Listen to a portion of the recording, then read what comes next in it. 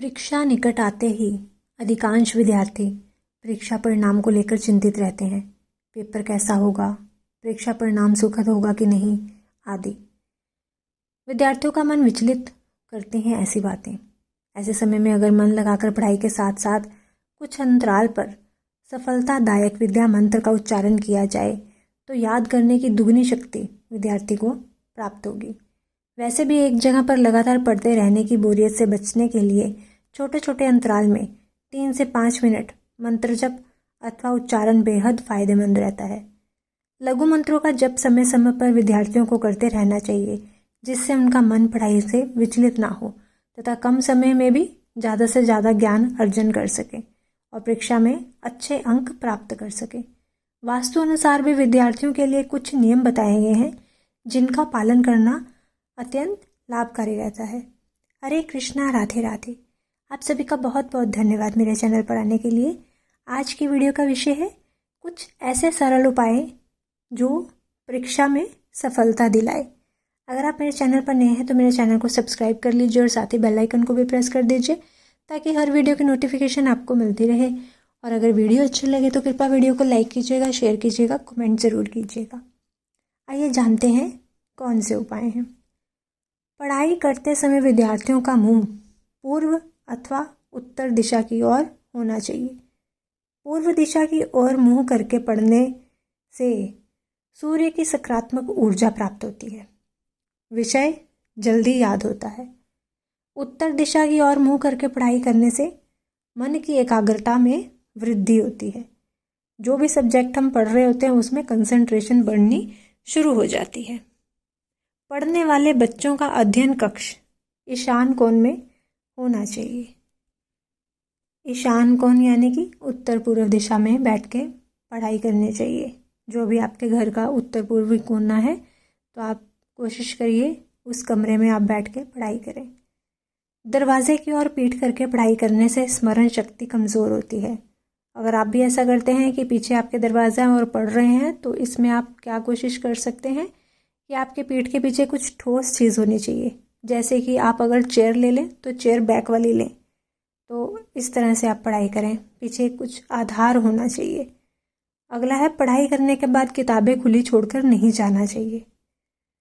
अध्ययन कक्ष यदि संभव हो तो मोबाइल, टेलीफोन, टीवी, आईना और विद्युत उपकरण ये सब इनमें नहीं होने चाहिए। इससे दिमाग की एकाग्रता में कमी आती है, कंसंट्रेशन नहीं बन पाती। फिर है, पढ़ाई की मेज पर क्रिस्टल ग्लोब या फेंगशुई का एग्जीक्यूशन टावर रखना बेहद लाभदायक होता है। अगला है, सीढ़ी, बीम या फिर शेल्फ, इन सब के नीचे बैठकर पढ़ाई करने से चिंता और तनाव बढ़ते हैं। मेज़ पर यथासंभव कम सामग्री रखें, जितनी आवश्यकता हो उतनी ही। हर एक तरह की चीज़, ये भी मुझे चाहिए, ये भी चाहिए, ऐसी सब चीज़ें अगर ना इकट्ठी करेंगे तो ज़्यादा अच्छा रहेगा। ऐसा करने से एकाग्रता आपकी बढ़ती है, कंसंट्रेशन बढ़ती है। ज़्यादा सामान रखने से नकारात्मक ऊर्जा जो है वो उत्पन्न होनी शुरू हो जाती है, जिससे पढ़ाई में मन नहीं लगता है। और जब भी आप परीक्षा के लिए घर से निकले तो उससे पहले गणेश जी का मंत्र ध्यानपूर्वक उच्चारण करके ही घर से बाहर निकलें। अगला है, सुबह स्नान आदि करके साफ सुथरे वस्त्र पहनकर माँ सरस्वती की प्रतिमा के सामने धूप दीप जलाकर परीक्षा में अच्छे अंक आने की प्रार्थना करके मन लगाकर पढ़ाई आरंभ करनी चाहिए। परीक्षा के लिए जाने से पूर्व दही, चीनी, पेड़ा, गुड़ आदि खाकर ही निकलें। फिर जिन विद्यार्थियों को स्वर विज्ञान की जानकारी हो, यानी कि आपकी कौन सी नासिका चल रही है, तो आप अपने नासिका पर दोनों हाथ रखकर दे सकते हैं कि कौन सा स्वर चल रहा है। अगर बाई नासिका पर हाथ रखते हैं तो अगर आपको लगता है कि बाई नासिका चल रही है अगर या फिर दाई नासिका चल रही है तो जैसे भी हो उसी का ही आपको पहला पैर निकाल के बाहर जाना चाहिए घर से निकलते समय। अगर दाहिना स्वर चल रहा है तो दाहिना पैर बाहर रखें, और अगर बायां स्वर चल रहा है आपका तो फिर बायां पैर बाहर रखें।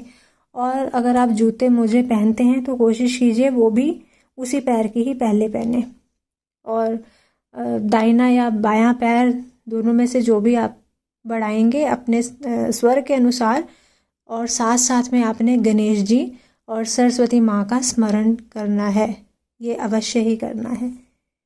फिर है ज्योतिष शास्त्र के अनुसार पढ़ाई में सफलता के लिए बुध ग्रह का अनुकूल होना परम आवश्यक माना गया है। बुध ग्रह यदि अनुकूल हो तो व्यक्ति तीव्र बुद्धि से युक्त होता है तथा सामान्य प्रयास करने पर भी बेहतर परिणाम पा सकता है।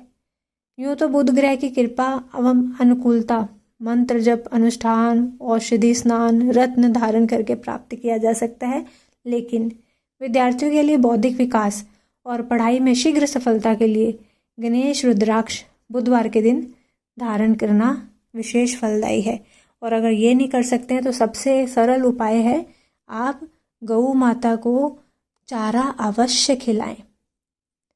गौशाला जाएं या फिर आपके घर के आसपास अगर आप कोई गौ देखते हैं या नंदी देखते हैं तो उनको आप हरा चारा अवश्य खिलाएं।